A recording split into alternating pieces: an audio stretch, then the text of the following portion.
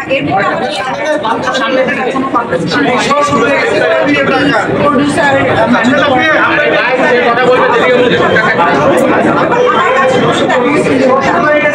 সিনেমার যে অবস্থা এখন বর্তমান বাংলাদেশের অবস্থা, সিনেমার সব জায়গায় সংস্কার চলছে, সেই জায়গা থেকে আপনি আসলে আমাদের চলচ্চিত্রের সংস্কারের জন্য কি বলবেন? আপনাকে অভিনেত্রী, আপনি যেহেতু সিনেমা করে আমরা চাই যে লম্বা গ্যাপ রয়েছে, যেখানে ঈদের পরে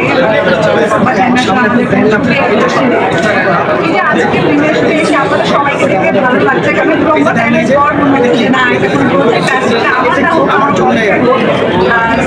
সেটাই ভালো লাগার বিষয় যে আমরা তো সবাই চাই যে প্রচুর কাজ আসুক। আজকে ওর প্রিমিয়ার শো হচ্ছে, কাউকে আমারটা হবে, কাউকে আলোচনাটা হবে, সবাই আমরা একটা আর্টিস্টের পাশে থাকবো, তাকে দেখতে যাবো। তো আশা করি যে সামনেও এই ছবিটি অনেকগুলো ছবি আমি যতটুকু জানি আটকে আছে, তো এই ছবিগুলো সামনে খুবই পাচ্ছি। আপনারও সেই আগের প্রশ্নে আসছে যে আমি একদিন যে সিনেমার কথা বলছিলাম, আপনি কোনো একটা গণমাধ্যমে একটা স্টেটমেন্ট দিয়েছেন যে বিনি আরো ফোন দিয়েছিল হঠাৎ করে, ওইটা যদি একটু ক্লিয়ার করুন কি হয়েছিল? এরকম না, এটা আসলে ডিরেক্টরের পয়েন্ট অফ ভিউ থেকে ডিরেক্টরের কথা বলতে তখন আমি আসলে মানুষের ছবি দিয়েছিলাম। তো ওই সময় আসলে আমার কাছে মাসের মতো আমাকে ফোন করে নর্মালি বলে তোমার ডিরেক্টর আমার সামনে আছে এবং আসলে এই গল্প না করে আমরা ওনাকে শেয়ার করছি আরো অনেক গল্প।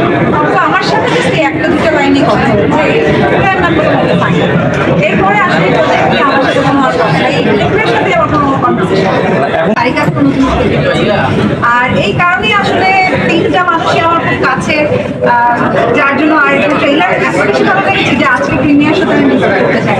তো আমার কাজ ছিল সেখান থেকে তাদের চলে এসেছি যে আজকে এই শো আমি দেখতে চাই। আপনার কাজের সম্পর্কে জানতে চাচ্ছি, আপনার নতুন কাজ আমার সব প্ল্যানিং চলছে। আই হোপ যে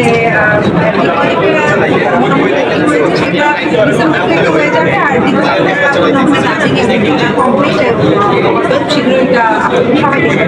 আপনার যে একটা সিনেমা হওয়ার কথা ছিল সমন্বয়ের সঙ্গে, ওইটা নিয়ে জানতে